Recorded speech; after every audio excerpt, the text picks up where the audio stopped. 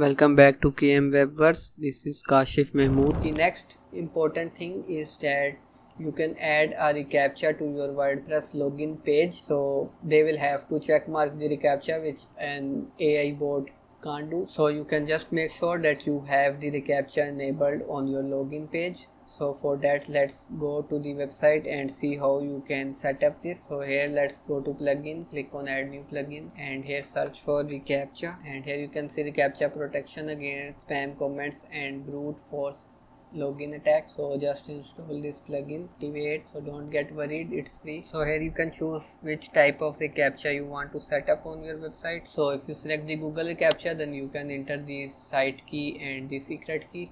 So for that we just need to go to the Google developer platform, or we can just click on this API key button over here, and we will go to the version 3 admin console, and here you can enter your website and enter your domain name and just give a name, check mark, submit. So just make sure it's like this and click. So here is the site key and secret key, so just copy them. So here it is verified, just click on save changes. So now let's go to the login screen. So here we have changed our login URL.